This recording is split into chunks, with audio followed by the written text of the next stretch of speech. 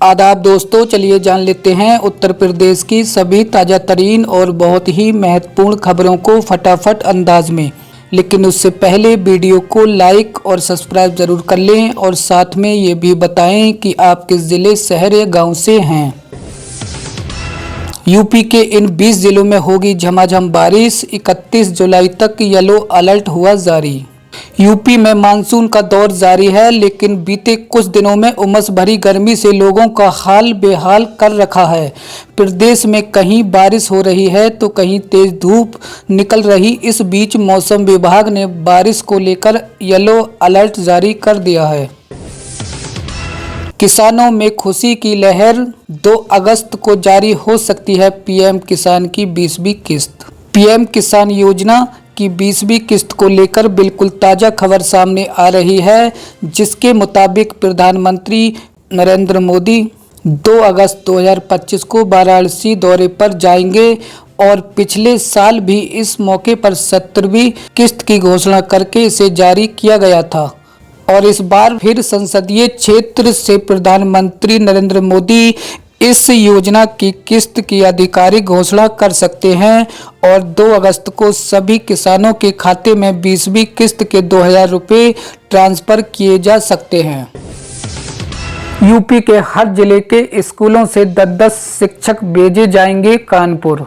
उत्तर प्रदेश परिषदीय प्राथमिक और उच्च प्राथमिक स्कूलों के शिक्षकों को Indian institute of technology ITI Kanpur में डिजिटल साक्षरता का पाठ पढ़ाया जाएगा।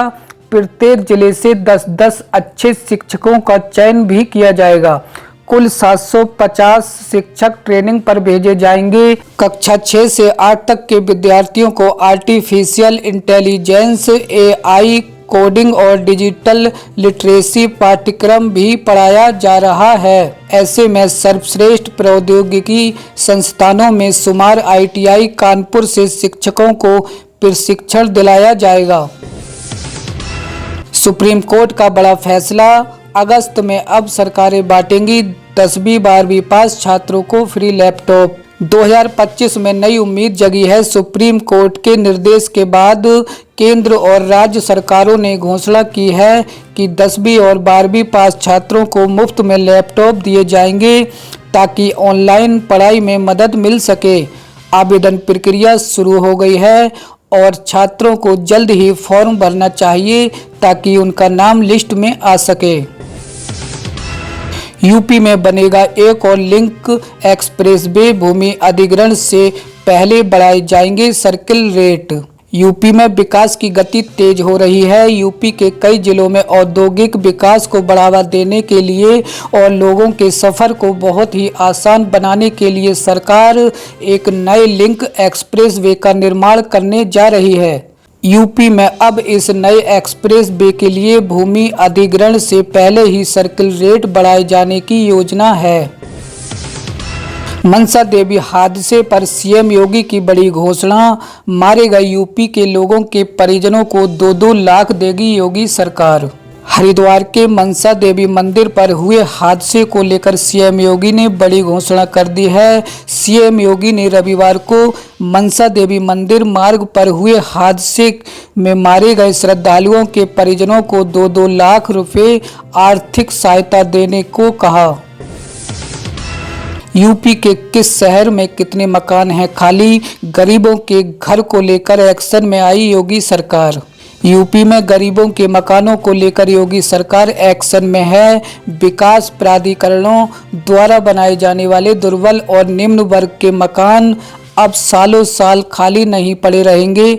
इतना ही नहीं, इन मकानों के खंडर होने पर इसकी जिम्मेदारी संबंधित योजना देख रहे अधिकारी की होगी। शासन ने ऐसे मकानों के खाली रहने और खंडर होने पर नाराजगी जताई है। विकास प्राधिकरणों में से ऐसे मकानों के बारे में पूरी जानकारी 31 जुलाई तक मांगी गई है। बिना अनुमति ड्रोन उड़ाने पर अब लगेगा 5 लाख का जुर्माना। रात के वक्त उड़ने वाले ड्रोन पर अब पुलिस शिकंजा कसने जा रही है। जिले के सभी ड्रोन संचालकों को 3 दिन की मोहलत दी गई। कि वो अपना पंजीकरण संबंधित थाने में जाकर करा लें। 3 दिन बाद यदि कोई बिना अनुमति ड्रोन उड़ाते हुए पकड़ा गया तो उसके खिलाफ विधिक कार्रवाई तो होगी, साथ ही 5 लाख रुपए का जुर्माना भी वसूला जाएगा।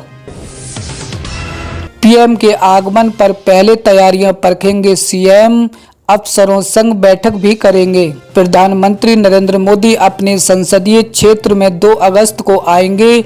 उनकी जनसभा सेवापुरी क्षेत्र में होगी। मुख्यमंत्री योगी आदित्यनाथ सोमवार को इसी तैयारियां परखने आएंगे। वे इसके लिए अधिकारियों के साथ बैठक भी करेंगे।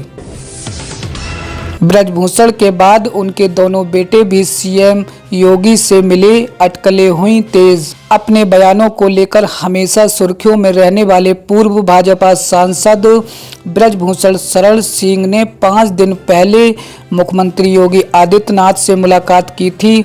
31 महीने बाद हुई इस मुलाकात को लेकर चर्चाएं शुरू हो गईं। तो ब्रजभूषण ने कहा कि ये योगी से उनकी कोई अनहोनी नहीं है। उन्होंने सीएम योगी और उनके गुरु से 56 साल पुराने संबंध बताए। ब्रजभूषण के बाद अब उनके दोनों बेटे कैसरगंज से सांसद करण भूषण सिंह और गोंडा सदर विधायक प्रतीक भूषण ने भी सीएम योगी से मुलाकात की है। इस मुलाकात की तस्वीरें सामने आने के बाद उत्तर प्रदेश में सियासी अटकलें तेज हो गई हैं।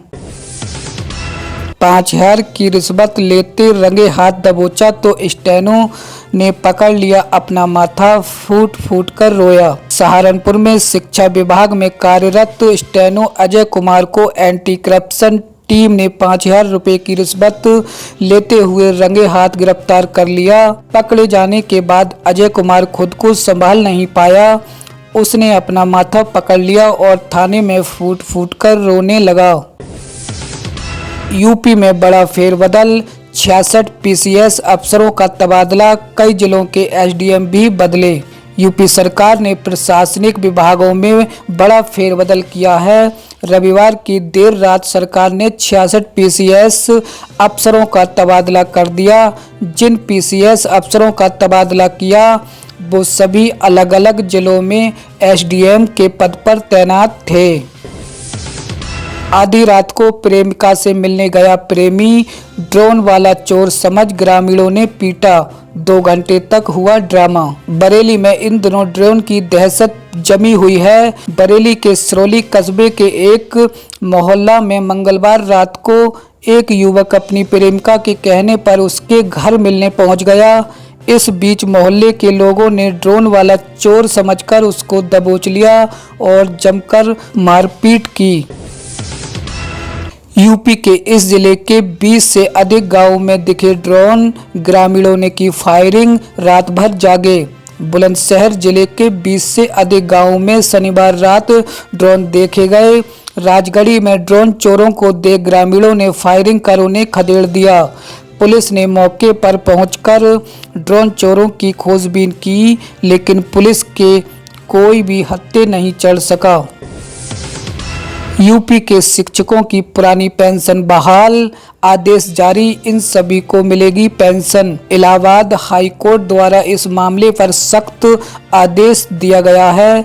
इस मामले को लेकर तकरीबन 36 शिक्षकों की आप माननीय याचिका पर न्यायमूर्ति नीरज तिवारी ने सुनवाई करते हुए बेसिक शिक्षा परिषद के वर्तमान सचिव को आदेश जारी किया, जिसमें 4 सितंबर 2025 तक शिक्षा मित्र से शिक्षक बने अभ्यर्थियों के पेंशन मामले पर फैसला लेने का आदेश दिए थे और निर्धारित दिनांक तक फैसला नहीं लिया जाता तो बेसिक शिक्षा परिषद के सचिव को व्यक्तिगत रूप से कोर्ट में हाजिर होना पड़ेगा। ऐसे में आदेश जारी हुए थे।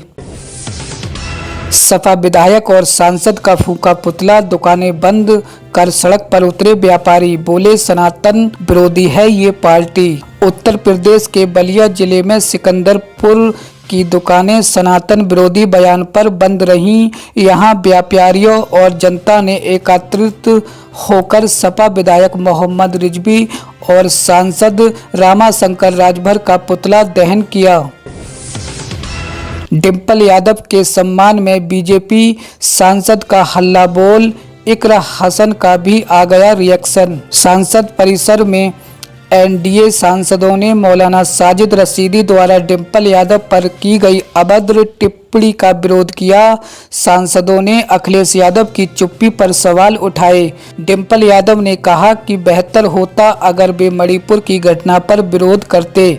इस मामले में सपा नेता प्रवेश यादव ने मौलाना साजिद रशीदी के खिलाफ केस दर्ज कराया। वाराणसी में बिजली बिलों की मनमानी खत्म, ओसीआर सिस्टम से मिलेगी राहत। पूर्वांचल के 21 जिलों में बिजली उपभोक्ताओं को गलत बिलों से निजात दिलाने के लिए ओसीआर सिस्टम से बिलिंग शुरू की गई है। मीटर रीडरों की मनमानी रोकने के लिए जीपीएस से निगरानी की जा रही है। ट्रांसफार्मरों की सुरक्षा और बिजली चोरी रोकने की भी प्रयास किए जा रहे हैं। निगम का उद्देश्य उपभोक्ताओं को सही समय पर सही बिल मुहैया कराना है।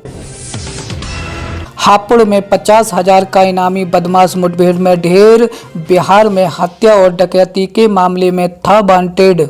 हापुड़ के सिंभावली में नोएडा एसटीएफ और बिहार पुलिस के साथ मुठभेड़ में 50,000 रुपये का इनामी बदमाश डब्लू यादव मारा गया।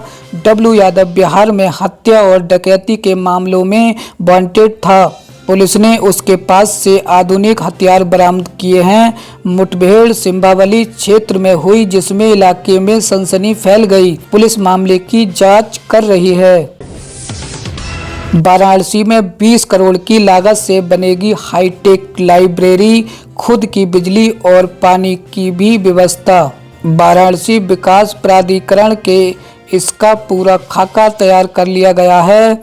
अगले साल तक वाराणसी के एलटी कॉलेज में पुराने डिस्ट्रिक्ट लाइब्रेरी की जगह ये हाईटेक लाइब्रेरी बनकर तैयार हो जाएगी। इसके निर्माण के लिए बीडीए और एनएचपीसी के बीच एक एमओयू भी साइन हो गया है। आज की खबरों में इतना ही। हमारे साथ जुड़े रहिए। महत्वपूर्ण खबरों के लिए यूपी न्यूज़ 42।